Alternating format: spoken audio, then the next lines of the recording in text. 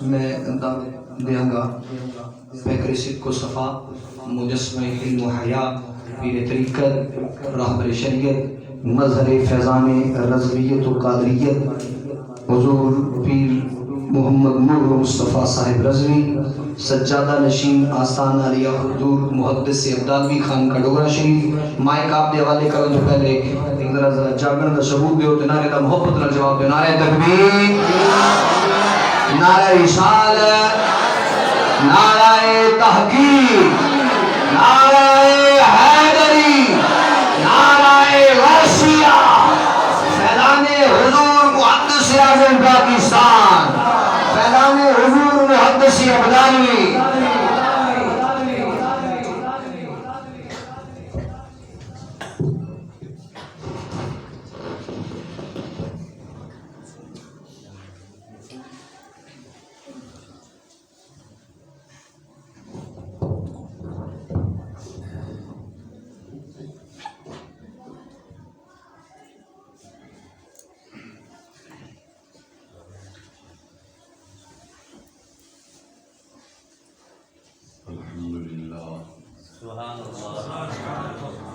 الحمد لله المستعان الذي خلق الإنسان وعلمه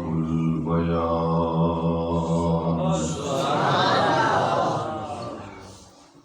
والصلاة والسلام على أفضل الرسل سيد السبل محمد صلى الله عليه وسلم رسول الإنس والجان وعلى آله وصحبه الذين تصرفوا إنان تحقيقهم إلى إعلاء كلمة الرحمن أما بعد فأعوذ بالله من الشيطان الرجيم بسم الله الرحمن الرحيم لقد من الله على المؤمنين إذ بعث فيهم رسولا صدق الله مولانا العظيم وبلغنا رسوله النبي الكريم الأمين ونحن على ذلك لمن الشاهدين والشاكرين والحمد لله رب العالمين قد قال الله تبارك وتعالى عز وجل في شان حبيبه ونبيه مخبرا وآمرا إن الله وملائكته يصلون على النبي يا أيها الذين آمنوا صلوا عليه وسلموا تسليما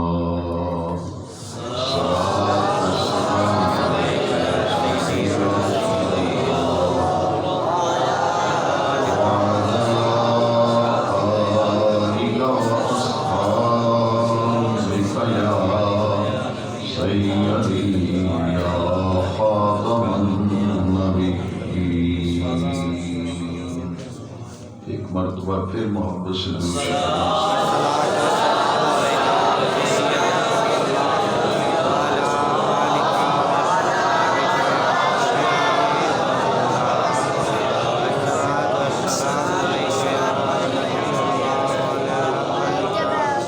بصحابك يا حبيب الله. صدر محفل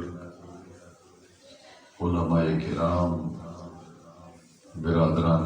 اہل سنت، اللہ رب العزت جل مجد الکریم کا فضل و کرم اور لطف و احسان ہے کہ آج ہم سب اپنے آقا کریم رؤوف الرحیم علیہ افضل الصلاۃ والتسلیم کے میلاد پاک کی نہایت ہی بابرکت اور روحانی ایقانی محفل میں حاضری کی سعادت حاصل کر رہے ہیں۔ یہ سالانہ محفل پاک ہر سال بڑی عقیدت، محبت اور احترام کے ساتھ عزیز القدر عزیزی شمس القمر اس محفل کا اہتمام، انعقاد بڑی عقیدت اور محبت سے اپنے بزرگوں کے ایصال ثواب کے لیے منعقد کرتے ہیں۔ اللہ سبحانہ و تعالی ان کے اہتمام انتظام کو اپنی بارگاہ میں قبول فرمائے۔ اور دل کی گہرائیوں سے ہم مل کر دعا کرتے ہیں کہ اللہ تعالی ہمارے عزیز شمس القمر کو اپنے محبوب کریم علیہ السلام کے صدقے تمام دلی مرادیں اللہ تعالیٰ ان کی پوری فرمائے۔ سرکار کے ذکر پاک کی محفل ہے جس میں مختلف ثناخوان حضرات سے آپ نے آقا کریم کی تعریف و توصیف، مدح سرائی، آقا کریم کے محامد محاسن، فضائل اور کمالات سننے کا شرف حاصل کیا۔ میں بھی اللہ رب العزت جل مجد الکریم کی توفیق سے اور حضور نبی کریم رؤوف الرحیم صلی اللہ علیہ وسلم کے توسل سے کچھ کلمات خیر آپ کی خدمت میں عرض کرنے کا شرف حاصل کر رہا ہوں۔ ہمارا ایمان ہے کہ اللہ تبارک و تعالی نے یہ ساری کائنات اپنے محبوب کریم صلی اللہ علیہ وسلم کے لیے تخلیق فرمائی۔ ساری کائنات رب نے اپنے محبوب کی خاطر بنائی، اور حدیث قدسی ہے، اللہ کریم نے ارشاد فرمایا لولاک لما خلقت الافلاق، اے میرے پیارے حبیب کریم علیہ افضل الصلاۃ والتسلیم، اگر آپ کو بنانا مقصود نہ ہوتا تو میں آسمان نہ بناتا۔ لولاک لما خلقت الدنیا، اے محبوب کریم آپ کو بنانا، تخلیق کرنا میری مشیت و قدرت میں نہ ہوتا تو میں یہ دنیا تخلیق نہ کرتا۔ لولاک لما اظہرت الربوبیت، اے میرے محبوب کریم اگر آپ کو بنانا مقصود نہ ہوتا تو میں اپنا رب ہونا ہی ظاہر نہ کرتا۔ ساری کائنات اللہ تبارک و تعالی نے اپنے محبوب کریم کی خاطر بنائی۔ حدیث لولاک نے اس بات کو واضح کر دیا کہ جتنی بھی کائنات ہے، کائنات ہست و بود ہے، کائنات پست و بالا ہے، کائنات ارضی و سماوی ہے، یہ ساری کائنات رب کریم نے اپنے محبوب کی خاطر بنائی۔ اور اللہ کریم کو اپنے محبوب کی عزت و عظمت کتنی پیاری ہے کہ قرآن مجید گواہی دے رہا ہے، ہر انسان پیدا ہو تو اس کا ذکر شروع ہوتا ہے، اور انسان کے پیدا ہونے سے پہلے اس کا کہیں تذکرہ، بیان، ذکر اذکار نہیں ہوتا۔ جب بندہ پیدا ہو تو اس کا ذکر شروع ہوتا ہے، لیکن آمنہ کے لال میلاد والے آقا صلی اللہ علیہ وسلم کو رب ذوالجلال نے یہ مقام رفعت عطا فرمایا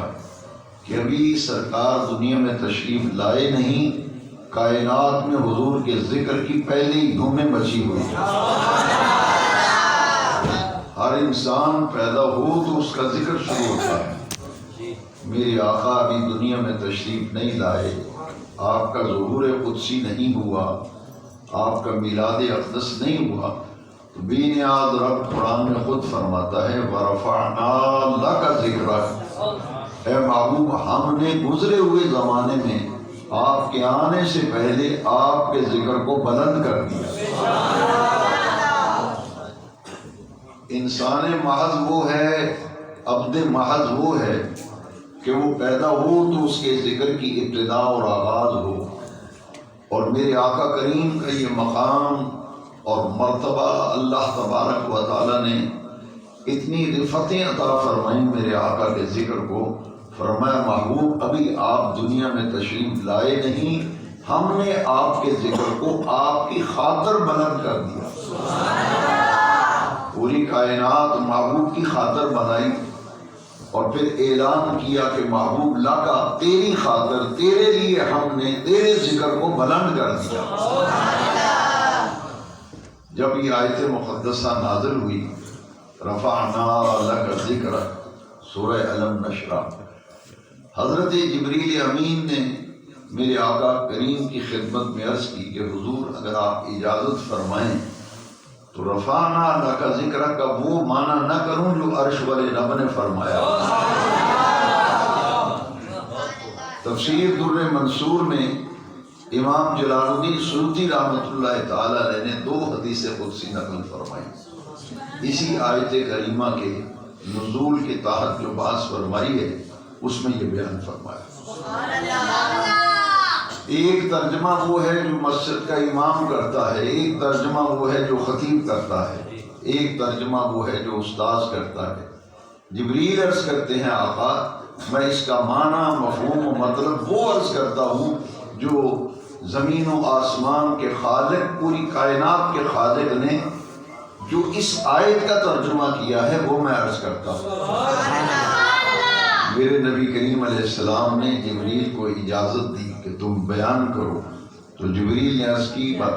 یا رسول اللہ صلی اللہ علیہ وسلم بے نیاز رب فرماتا ہے رفعنا لک ذکرک کا معنی یہ ہے اذا ذکرت ذکرت معی، محبوب جہاں میرا ذکر ہوگا ساتھ وہاں آپ کا ذکر ہوگا، جہاں میرا ذکر ہوگا وہاں آپ کا ذکر ہوگا، جب میں یاد کیا جاؤں گا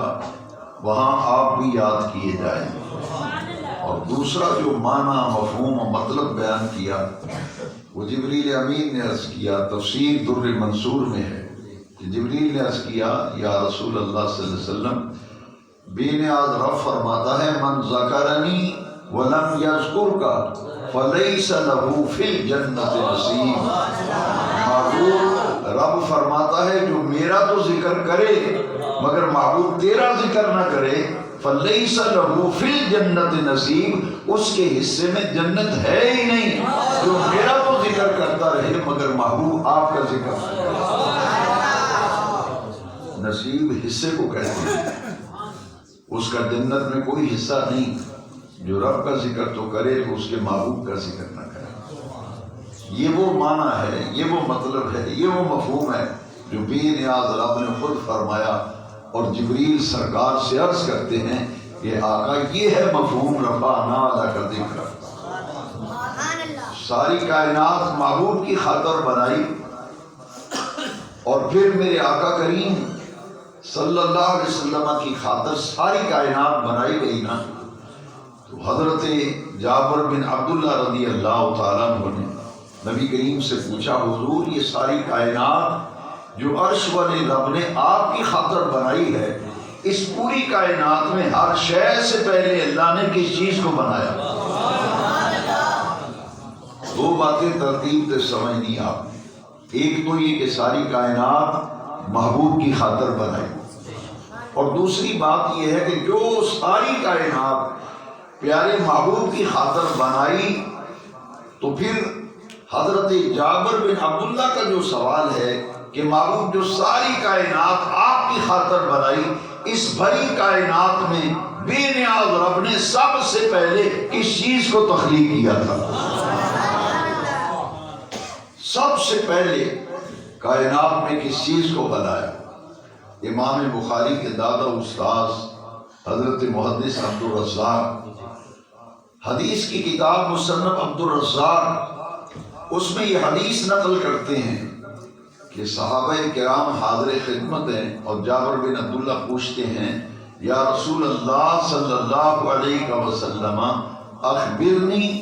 ان اول شیء خلق اللہ تعالی قبل الاشیاء، حضور یہ ارشاد فرمائیے کہ بے نیاز رب نے اس بڑی کائنات میں سب سے پہلے کس چیز کو بنایا، کس چیز کو تخلیق کیا؟ تو میرے آقا نے جواب میں فرمایا یا جابر ان اللہ تعالی خلق قبل الاشیاء نور نبیک من نورہ، فرمایا جابر کائنات کی ہر شے سے پہلے تیرے اللہ نے تیرے نبی کے نور کو اپنے نور سے تخلیق فرمایا۔ کائنات کی ہر شے سے پہلے حضور کا نور تخلیق کیا۔ شاہ عبدالحق محدث دہلوی نے اپنی مشہور و معروف کتاب مدارج النبوۃ شریف میں یہ حدیث نقل کی ہے کہ میرے آقا کریم نے فرمایا اول ما خلق اللہ نوری، سب سے پہلے اللہ کریم نے جس چیز کو بنایا تخلیق کی، تو حضور فرماتے ہیں نوری، وہ میرا نور ہے جو رب نے ساری کائنات سے پہلے تخلیق کیا۔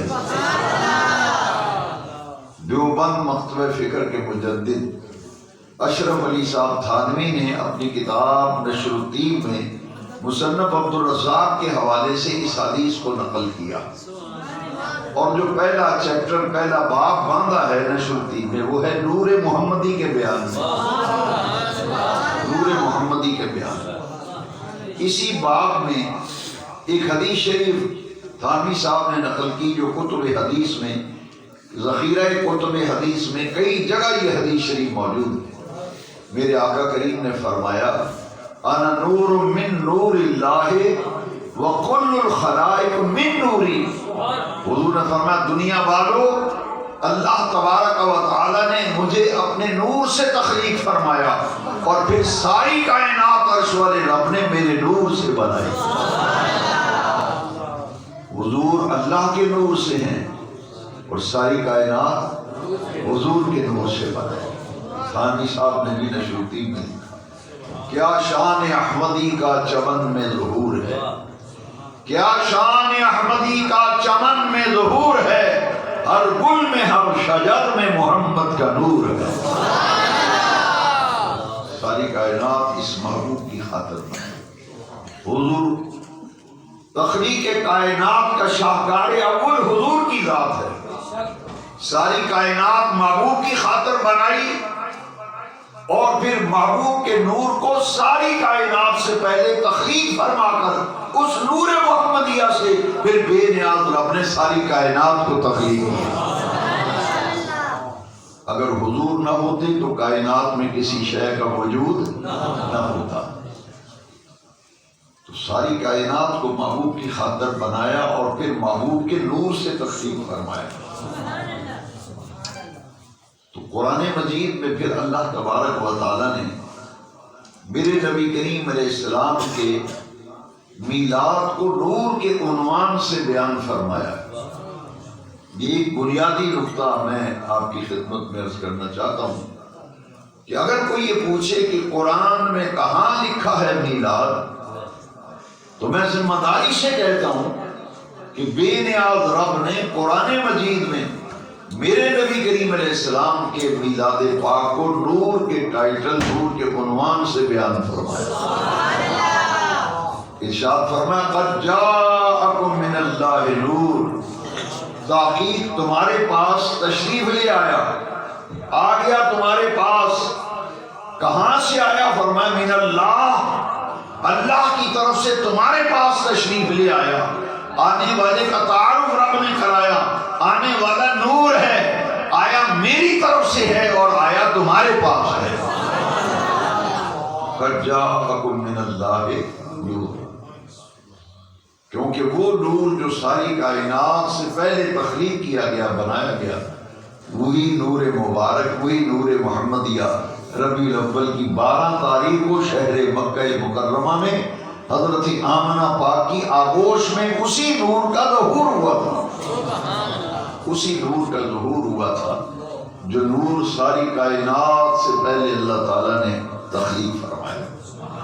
حضرت شاہ ولی اللہ صاحب محدث دہلوی رحمۃ اللہ تعالیٰ علیہ اپنی مشہور و معروف کتاب تفہیمات الہیہ میں لکھتے ہیں کہ اللہ تبارک و تعالیٰ نے اپنے محبوب کا نور بنایا تو بنا کر رکھا کہاں؟ فرماتے ہیں جب کوئی چیز بنائی جاتی ہے تو کہیں نہ کہیں رکھی جاتی ہے۔ فرماتے ہیں کہ میں نے نبی کریم صلی اللہ علیہ وسلم کی روح مبارک سے استغاثہ کیا، اور جب استغاثہ کیا تو میرے آقا کی روح مبارک فوراً میری طرف متوجہ ہوئی، اور عالم مراقبہ اور عالم مشاہدہ میں بے نیاز رب نے میرے آقا کے نور کی اس کیفیت کا مجھے مشاہدہ کرا دیا کہ تخلیق آدم سے پہلے میرے آقا کریم کا نور پوری کائنات سے پہلے بنایا گیا، تو وہ نور بنا کر رکھا کہاں؟ فرمایا میں نے عالم مراقبہ اور مشاہدہ میں یہ دیکھا کہ رب نے نور محمدیہ بنا کر اپنی آغوش رحمت میں رکھا، اپنی آغوش رحمت میں حضور کا نور رکھا۔ اور پھر یہ نور جب دنیا میں بھیجنا چاہا، دنیا میں بھیجنا چاہا تو پھر نور محمدیہ کی امانت حضرت آدم کے سپرد کی گئی۔ تو حضور کے نور مبارک کا سفر جو ہے، اس کو سمجھنے کے لیے قرآن و حدیث کا دامن تھامنا پڑے گا کہ جس نور کا ظہور ربیع الاول شریف کی 12 تاریخ کو ہوا، یہ نور جو ساری کائنات سے پہلے بنایا گیا، اس نور کا سفر کہاں سے کہاں تک ہوا، اس حقیقت کو سمجھنے کے لیے تفسیر روح البیان میں امام اسماعیل حقی نے ایک بڑی پیاری روایت نقل کی کہ میرے نبی کریم علیہ السلام نے ایک دن جبریل امین سے پوچھا کہ جبریل بتا تیری عمر کتنی ہے؟ تیری جبریل عرض کرتے ہیں یا رسول اللہ صلی اللہ علیہ وسلم یہ تو مجھے علم نہیں کہ میری عمر کتنی ہے، مگر آقا اتنی بات میں ضرور جانتا ہوں، اتنی بات ضرور جانتا ہوں کہ چوتھے حجاب عظمت میں ایک تارا طلوع ہوتا تھا، وہ نوری تارا طلوع ہونے کے بعد پھر روپوش ہو جاتا، اور پھر 70,000 سال کے بعد پھر وہ نوری تارا طلوع ہوتا، پھر وہ روپوش ہو جاتا، چھپ جاتا، اور پھر 70,000 سال کے بعد آتا۔ یا رسول اللہ صلی اللہ علیہ وسلم عمر کا تو مجھے پتہ نہیں، مگر اس نوری تارے کو میں نے 70,000 مرتبہ دیکھا، 70,000 مرتبہ۔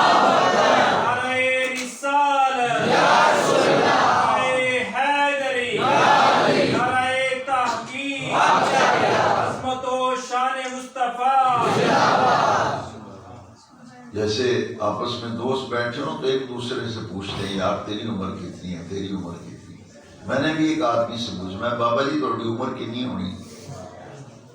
مسجد ایک نمازی سی میں کہ بزرگو تھوڑی عمر کتنی کو ہونی؟ کہتے ہیں جی یہ تو میں پتہ نہیں میری عمر کتنی ہے،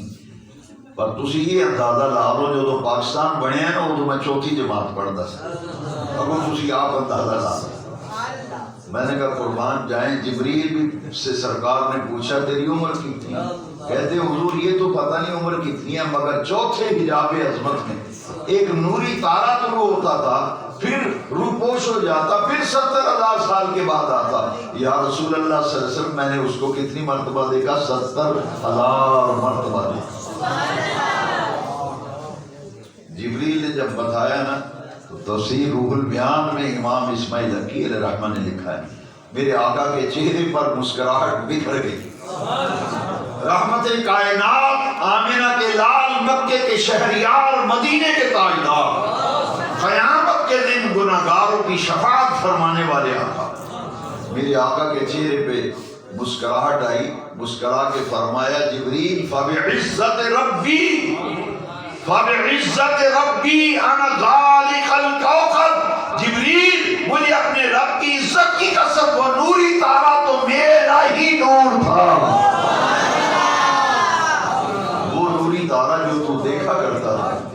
وہ تو میرا ہی نور تھا۔ محمدیہ ساری کائنات سے پہلے بنایا گیا، اور پھر اس نور محمدیہ کو جب دنیا میں بھیجنا چاہا تو بے نیاز رب نے میرے نبی پاک کے نور کو حضرت آدم علیہ السلام کی پشت میں منتقل کر دیا۔ حضور کا نور آدم علیہ السلام کی پشت میں رکھا۔ اب جب ملائکہ گروہ در گروہ آنے لگے، ادھر سے ملائکہ آتے ہیں نور محمدیہ کے جلوے من میں سمیٹ کے، نور محمدیہ کی زیارت و دیدار کر کے ملائکہ دوسری طرف سے نکل جاتے ہیں۔ اب آدم علیہ السلام نے اللہ کریم سے پوچھا، باری تعالیٰ یہ فرشتے میرے ارد گرد گھومتے کیوں ہیں؟ فرشتے یوں طواف کر رہے ہیں جیسے پروانہ شمع کے گرد طواف کرتا ہے۔ پوچھا باری تعالیٰ یہ ماجرا کیا ہے، یہ معاملہ کیا ہے؟ اللہ کریم نے فرمایا اے میرے پیارے آدم، جس محبوب کی خاطر میں نے ساری کائنات کو بنایا ہے،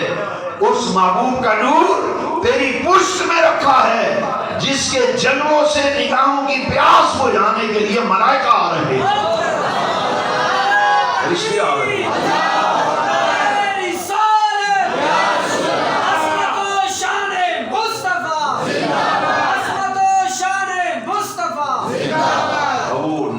زیارت ملائکہ کر رہے ہیں۔ آدم علیہ السلام نے پھر کیا عرض کیا؟ آدم علیہ السلام نے آخیا ربا دل تے میرا بھی کر دے اس نور دی زیارت، میں بھی متمنی ہوں اس نور کی زیارت کا، جس کو دیکھنے کے لیے ملائکہ جماعت در جماعت گروہ در گروہ آ رہے ہیں۔ مجھے بھی اس نور کے جلوے دکھا دے، میں بھی نور محمدیہ کی زیارت کرنا چاہتا ہوں، اس کا دیدار کرنا چاہتا ہوں، میں بھی نور محمدی دیکھنے کا اشتیاق رکھتا ہوں، یا اللہ مجھے بھی اس نبی آخر الزمان کے نور مبارک کی زیارت کرا دے۔ جب آدم علیہ السلام نے تمنا کی نا، کس کی تمنا؟ آمنہ کے لال کے نور کی زیارت کی تمنا۔ بے نیاز رب نے آدم علیہ السلام کی پشت سے میرے اور آپ کے پیارے آقا و مولا علیہ تحیت و ثنا کا نور مبارک پشت آدم سے اٹھا کر ان کے دونوں انگوٹھوں میں رکھ دیا، اور آدم علیہ السلام نے جب نور محمدیہ کو دیکھا ان سے رہا نہ گیا، فرط محبت میں اپنے دونوں انگوٹھوں کو چوم کر آنکھوں سے لگا دیا۔